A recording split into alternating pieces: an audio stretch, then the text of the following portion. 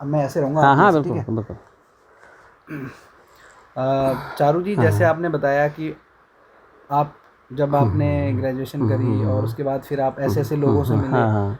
और एक मतलब आपकी जिसे कह सकते हैं कि एक जो आम लोगों की जो एक राय होती है, आम लोगों की एक सोच होती है, उससे अलग सोच थी, और एक जैसे आंदोलनकारी भी अगर हम कहें तो वो एक अलग चीज़ होगी, एक अलग बात होगी। मतलब आपकी कुछ अप्रोच ऐसी थी कि आपने जैसे बताया कि आप उस आंदोलन में चले गए, ऐसे लोगों से मिले, तो आप ये सब चीज़ें जब कर रहे थे तो आपके माइंड में तो उस टाइम पे एकदम आपका माइंड तो एकदम क्लियर होगा कि मुझे ये काम करना है या इस आंदोलन के साथ जुड़ना है।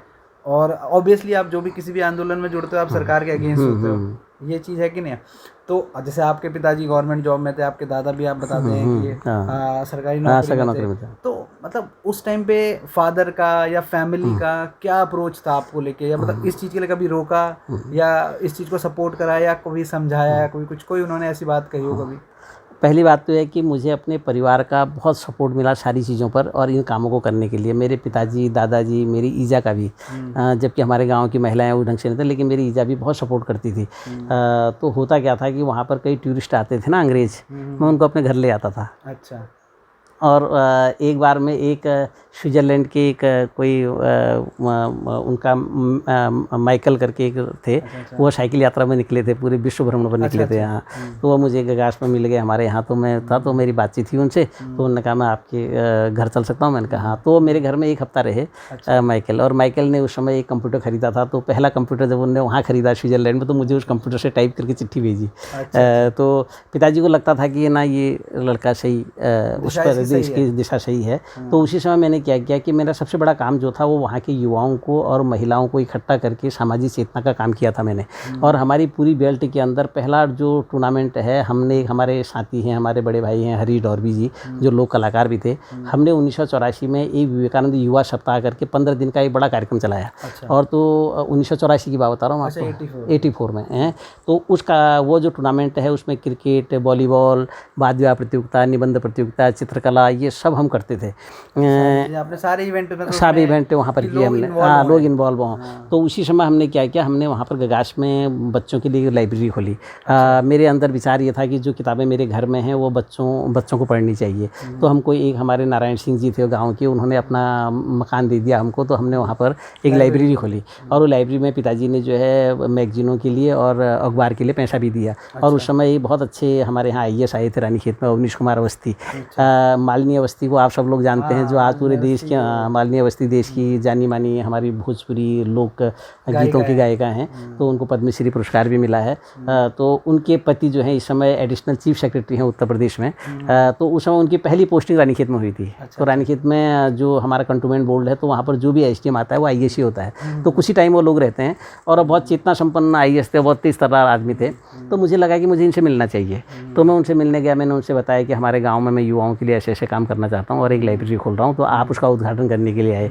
तो ब्रजेश भाई, आप विश्वास नहीं करेंगे, मुझे अभी याद नहीं उन्होंने कितना पैसा दिया, लेकिन उन्होंने बहुत अच्छा अमाउंट अपनी जेब से निकाल के मुझे दिया और मेरे से कहा कि आप इसकी किताबें खरीदो। तो उन दिनों हमारे यहाँ बिष्ट जी की वहाँ रानीखेत में स्टेशनरी की दुकान थी, तो वहाँ से मैं किताबें लाया और उनको मैंने कहा ये किताबें, उनको मेरा बुक सिलेक्शन भी बहुत अच्छा लगा। उन्होंने कहा आपने बहुत अच्छा सिलेक्शन किया है। तो तब मालिनी अवस्थी और उनके हस्बैंड अवनीश अवस्थी, वो दोनों मेरी लाइब्रेरी का उन्होंने उद्घाटन किया। और सबसे मज़े की बात क्या है कि वो SDM साहब जो हैं हमारे यहाँ रामनवमी भी मेरे कहने पर आ जाते थे और मेरे यहाँ मेले में भी आए। तो हमने वहाँ उसी समय हमने बग्वाली पोखर में बहुत बड़ा मेला होता था, हमने सारे युवाओं ने मिलकर उस मेले को बग्वाली मेला समिति का निर्माण किया और सारे लोगों को उसमें जोड़ा। लेकिन उसमें हुआ क्या कि हमने कुछ आंदोलन भी किए। तो उस समय जो आप सपोर्ट की बात कर रहे थे, तो मेरे पिताजी वगैरह को सब लोग कहने लगे गाँव के अंदर, अरे महाराज ये प्रिंसिपल चल बिगड़ गो हैं। और कई लोगों ने कहा ये प्रिंसिपल का लड़का बिगड़ गया, ये हमारे लड़कों को भी बिगाड़ रहा है। हाँ, लेकिन हुआ क्या कि लोगों को लगता था नहीं ये बाकी बात तो ठीक ही करता है। और हमारे बच्चों के लिए, और सबसे पहला क्रिकेट का किट मैंने ही उस क्षेत्र में इंट्रोड्यूस कराया। अच्छा। उससे पहले कोई बच्चे नहीं जानते थे पैड क्या होता है, ग्लव्स क्या होता है, और हमने सबसे पहले बच्चों को कमेंट्री करना सिखाया। खुद पहले कमेंट्री मैंने और डॉर्बी जी ने की। और उसके बाद हमने नए बच्चों को कमेंट्री करना सिखाया, और फिर हमने बच्चों से कहा कि अंग्रेजी में भी कमेंट्री करो। तो फिर हम द्वाराहाट से उन अंग्रेजी बोलने वाले बच्चों को लाए, जो आज वहाँ बहुत अच्छे टीचर भी हैं, प्रोफेसर हैं, सब हैं, वो आज भी हम सब लोगों को याद करते हैं। तो उस समय एक बड़ी इनिशिएटिव लिया। रोचक बात मैं आपको बताता हूँ कि उस टाइम में आकाशवाणी ने हमारे उस टूर्नामेंट कमेंट्री अपने आकाशवाणी से आधा घंटा 2 दिन भी रिकॉर्ड करके ले जाते थे वो। हाँ, वो हमारे उसको दिखाते, तो हमको बड़ा उत्साह भी आया। तो उस समय स्पेशल सेक्रेटरी प्रति विकास थे चंचल तिवारी, वो वहाँ आए, उन्होंने हमारे लिए स्टेडियम की घोषणा भी की। वो स्टेडियम अब बन रहा है। तो मेरा कहने का मतलब ये है कि पिताजी ने मेरे से एक बात कही, क्योंकि उनको लगता था कि इसके साथ जो लोग आते हैं, मेरा घर जो है ना वो बहुत सारे लोगों के आने जाने का बहुत बड़ा अड्डा था। और विपिन त्रिपाठी, क्योंकि विपिन त्रिपाठी इतने बड़े समाजवादी नेता थे, उनके साथ तो मेरा 28-29 साल का साथ रहा। तो पिताजी ने एक दिन में जो आप कह रहे हैं कि सपोर्ट किया था, तो मेरे पिताजी ने मेरे से एक बड़ी गजब की बात कही। उन्होंने कहा कि मैं आज भी उस बात को पकड़े रखता हूँ। तो उन्होंने कहा कि अरे चारू, और तो जो भी हो, तुम कहते हो कि हम समाज बदल देंगे, दुनिया बदल देंगे, हम उत्तराखंड राज्य बना देंगे, हैं, ये सब कुछ हो या ना हो, मैं नहीं जानता कि उत्तराखंड राज्य कब बनेगा, क्योंकि उन दिनों उत्तराखंड के प्रति लोगों का बहुत ज़्यादा वो नहीं रहता। हमको समझाना पड़ता था कि राज्य चाहिए ये। तो पिताजी ने कहा मुझे नहीं पता है कि उत्तराखंड राज्य बनेगा नहीं बनेगा, मुझे पता नहीं कि दुनिया बदलेगी नहीं बनेगी, मुझे नहीं पता है कि तुम समाज में क्या परिवर्तन कर पाओगे, लेकिन मुझे एक चीज़ पता है, वो ये है कि तुम सच के साथ खड़े हो। गहरी बात है। तो वो जो पिताजी का ये कथन है, वो मुझे आज भी हर जगह बार बार झिझोड़ता है, बार बार वो मुझे धकियाता है, बार बार मुझे चिंगोड़ता है और कहता है कि नहीं, तुम कुछ भी करो, कुछ हो या ना हो, लेकिन सच के साथ खड़े रहो। तो वो मैंने उसको गांठ पड़ा। तो इसलिए आप समझ सकते हैं कि मेरे पिता का क्या योगदान रहा होगा मेरे जीवन को बनाने में। और सबसे बड़ी बात क्या है कि मैं PCS की तैयारी में पहली अटैम्प्ट में मैंने लिखित पास किया है। अच्छा, रिटर्न आपका क्लियर? हाँ, क्लियर पहली बार में। और अगर मैं 2-3 बार करता तो मैं PCS तो कोई मुझे रोक ही नहीं सकता था। और उसके अलावा मैं कुछ भी जीवन में नहीं करता, कुछ भी नहीं करता, तो मैं एक यूनिवर्सिटी में प्रोफेसर तो ज़रूर, सबसे कम भी होता मैं प्रोफेसर होता, और इंटर कॉलेज का लेक्चरर तो मैं हो ही गया था।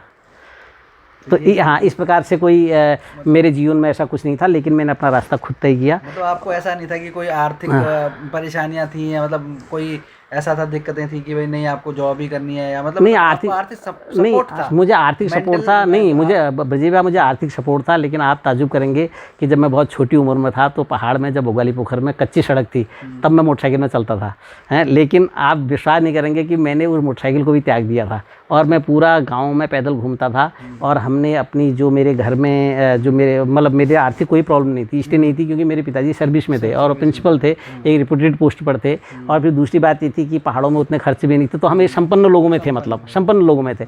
लेकिन मैंने कभी उस चीज़ को अपने जीवन का आधार नहीं माना। मैंने उसको कभी अपने जीवन में शामिल ही नहीं किया। आप ये समझिए कि जब बाद में जब हम आंदोलन में जाने लगे, जब चीज़ों में जाने लगे, तो मैं पिताजी से कहता था कि मुझे जेब खर्च भी नहीं चाहिए। हमने चंदे से अपना जीवन चलाना शुरू किया। हमको लोगों ने चंदा दिया, हमको लोगों ने आने जाने का टिकट दिया, हमको लोगों ने कहा तुम ये काम कर रहे हो तो आप, तो हम क्या करते थे, द्वारहाट जाएँ। द्वारहाट जिसके यहाँ खाना खाया वो कहते कहाँ जाना, हमने कहा चौखुटिया जाना है, तो हमारे चौखुटिया का टिकट भी दे देते थे। तो इस ढंग से हमने हाँ पूरा सपोर्ट हमने सोसाइटी का ही सपोर्ट मांगा।